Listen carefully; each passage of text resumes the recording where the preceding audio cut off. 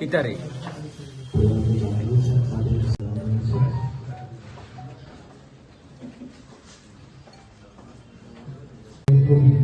সদস্য রয়েছে আমাদের ভারতের দেশ রাজ্যের সম্পাদক পান্না ঘোষ রয়েছে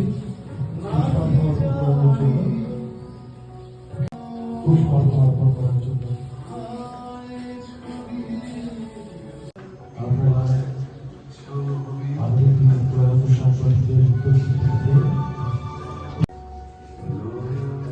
রয়েছে ক্লাসের আরো একজন সাংবাদিক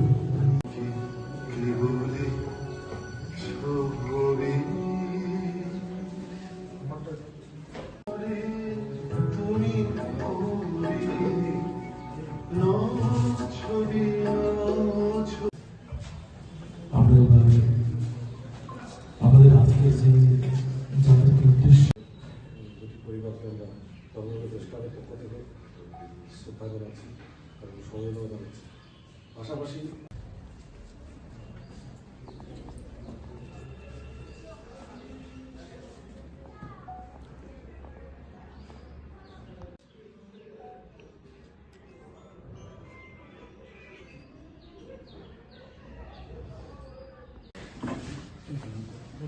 ঠান্ডা দিয়ে দিয়েছ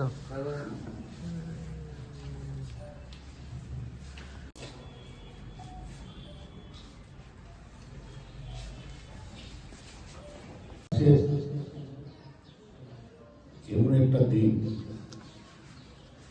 ধর্মনগরবাসীর পক্ষে এই যে স্মরণ সভা, এটাকে একসাথে দুজন সাংবাদিকের স্মরণ সভা আমি এই রাজ্যে প্রথম আমরা পাইনি। সারা রাজ্যে সাংবাদিকদের অসুস্থতা, প্রয়াত হওয়া, সব কিছুতেই আমরা যাই, উপস্থিত রয়েছে আমার বন্ধু সবজিৎ, রঞ্জিত, আমরা যাই। কিন্তু আজকের এই ঘটনাটা, এটাই রাজ্যের ইতিহাসে একটা বিরলতম ঘটনা। রাজ্যের সাংবাদিকতার ইতিহাসে এটা লেখা থাকবে একটা দুঃখজনক অধ্যায় হিসাবে। পলাশ ক্ষমজন্মা, প্রতিভাশীল একজন সাংবাদিক অকালে আমাদের ছেড়ে চলে গেছে। পলাশকে ঘিরে আমরা অনেক স্বপ্ন আমরা দেখতাম, তার লেখা দেখতাম। আপনারা দেখবেন সারা রাজ্যে প্রতিভাবান সাংবাদিকের জন্ম বা তাদের লেখনী, তাদের দক্ষতা খুবই কম। তাদের মধ্যে একজন ছিল পলাশ।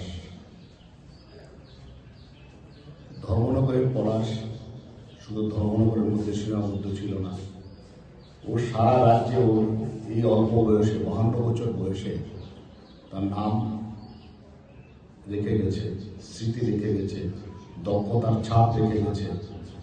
লেখার মধ্যে দিয়ে পলাশ আগামী দিনেও বেঁচে থাকবে। একটা গান শুনছিলাম, তুমি কি শুধুই ছবি পটে আঁকা। না, পলাশ ছবি হয়ে থাকবে না, পলাশ বেঁচে থাকবে। সাংবাদিকদের মৃত্যু হয় না, মৃত্যুর পরেও ওরা বেঁচে থাকে, যারা সত্যিকারের সাংবাদিকতা করে গেছেন। আমাদের আজকের দিনেও প্রয়াত ভুবনদত্ত মৈকের নাম আজকের দিনেও কিন্তু আমরা স্মরণ করি। আজকের দিনেও আমরা উদাহরণ টানি, আজকের দিনেও আমরা বিভিন্ন রেফারেন্স দিই ওনার। কত বছর আগে মারা গেছেন, কিন্তু উনি বেঁচে আছেন আমাদের মধ্যে দিয়ে। পলাশ বেঁচে থাকবে, পলাশের মৃত্যু নেই। পলাশ যেই ধারাতে সাংবাদিকতা করে গেছেন, যে ধারাতে সাংবাদিকদের নেতৃত্ব দিয়ে গেছেন, আপনাদের কর্তব্য মধ্যে পড়ে আপনারা ওনাকে বাঁচিয়ে রাখবেন সাংবাদিকদের মধ্যে। জ্যোতির্ময় দা একজন লেখক, কবি, সাহিত্যিক, বহুমুখী প্রতিভা ছিলেন একজন। জ্যোতির্ময় দা সম্পর্কে যতই বলা হবে কম বলা হবে। জ্যোতির্ময় দা সাথে আমার যোগাযোগ বা পরিচয় বহু বছর ধরে। ওনার লেখনী ধর্মনগরের মধ্যে যে কয়েকজন রয়েছেন তাদের মধ্যে প্রথম সারিতে রয়েছেন জ্যোতির্ময় দা। ওনার লেখনী, ওনার সৃষ্টি, উনি ছিলেন একজন সৃষ্টিশীল চেতনার মানুষ। নতুন নতুন ভাবনা নিয়ে ভাবতেন জ্যোতির্ময় দা। নতুন নতুন ভাবনাকে সৃষ্টির মধ্যে দিয়ে মানুষের মধ্যে নিয়ে যেতেন। কালচক্রে জ্যোতির্ময় দা দুরারোগ্য রোগে আক্রান্ত হয়ে মারা গেছেন। ধর্মনগরবাসীর পক্ষে এই দুটো মৃত্যু অপূরণীয় ক্ষতি। আমি বলবো অপূরণীয় ক্ষতি, কিন্তু মৃত্যু তো আর থেমে থাকে না। সময়ের কালেই চলে যেতে হয় সবাইকে, একদিন সবাইকে চলে যেতে হবে। একইভাবে জ্যোতির্ময় দাও আমাদের মধ্যে বেঁচে থাকবেন, তার সৃষ্টিশীল লেখনের মধ্যে দিয়ে বেঁচে থাকবেন, ওনার সৃষ্টিশীল চেতনার মধ্যে দিয়ে। পলাশ এবং জ্যোতির্ময় দা দুজনেই এই ধর্মনগরে একটা গর্ব ছিলেন, কিন্তু দুজনেই আজকে আমাদের মধ্যে নেই। তাদের আত্মার সদ্গতি কামনা করি। এখানে এমন একজন মানুষ উপস্থিত রয়েছেন, আমাদের অত্যন্ত প্রিয় মাননীয় অধ্যক্ষ। উনি সাংবাদিক বান্ধব, সাংবাদিকদের কল্যাণে উনি অনেকবার চিন্তা ভাবনা করেন, এখনো করেন। আমি ওনার কাছে একটা অনুরোধ আজকে করতে চাই। এখানে নগর পঞ্চায়েতের চেয়ারপারসনও আছেন, যদি সম্ভব হয় এই দুজনের স্মৃতিতে কোনো একটা রাস্তা, কোনো একটা ফলক যদি আপনারা করতে পারেন,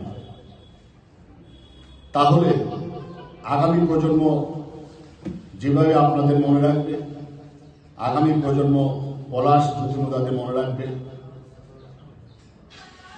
বর্তমান যারা সাংবাদিকরা আছেন তারাও ভাববেন যে তারা প্রয়াত হওয়ার পরেও তাদের স্মৃতিও মরে যাবে না। আমি আজকে আর বেশি কথা বলছি না। আজকে